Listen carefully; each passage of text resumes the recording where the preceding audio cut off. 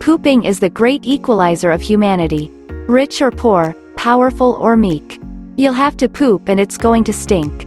Even today throughout large portions of the world, some countries still struggle with the logistics of waste management and keeping their communities safe from the disease and vermin that come from not properly disposing of their poops.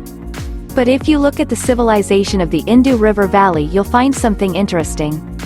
Dating all the way back to 2000 BC, archaeologists have found that not only do the homes in the area have the remnants of private toilets, they also sported piping and septic tanks to carry away and store their waste until a worker could come and clean them out.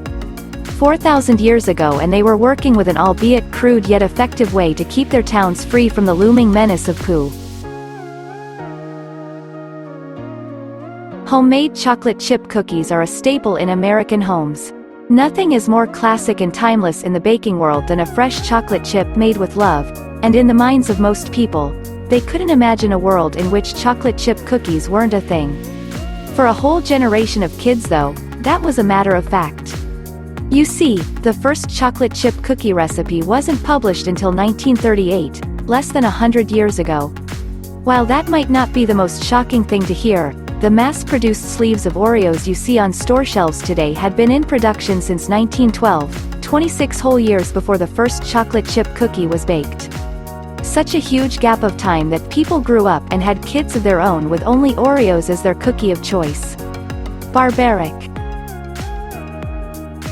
Pretty much everyone has a touchscreen computer in some form these days.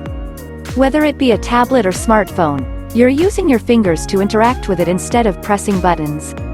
While public touchscreens probably aren't the best thing in society right now with the pandemic raging, it feels like a fairly new thing in the public conscious. Of course, that isn't the case. The first touchscreen was actually patented all the way back in 1965, more than half a century ago. Called a capacitive touchscreen, it used disruptions in the screen's electric charge to read where a finger was making contact with it and input it as a command. Amazingly enough, this technology is still used in most smartphone and tablets today. It's more refined with things like multi-touch displays, but the concept is still the same. It's not a stretch to imagine that beer is an old creation. Most stories throughout history involve characters getting drunk and partying to avoid the crushing reality that life was at the time, and who could blame them? They didn't have touch screens and toilets yet. Beer is so much older than you'd think, though. So much older in fact, humanity figured out how to get drunk before they figured out how to properly process bread, depending on your definition of it.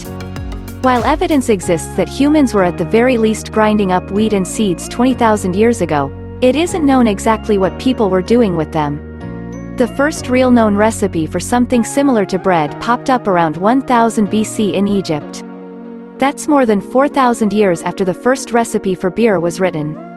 4,000 years of people getting sloshed and eating grains before someone decided to try a little harder. Eyeglasses have been around for a long time and there's no stretch there, but you might be surprised to hear that eye contacts were first produced all the way back in the late 1800s for general use. That might be confusing to you since plastics wouldn't be in mass production for quite a while still, so how could contacts exist so early? The answer, horrifyingly, was that they were made of glass. And because there was no way to get the proper shape of the iris, the glass contact had to cover the entire eye.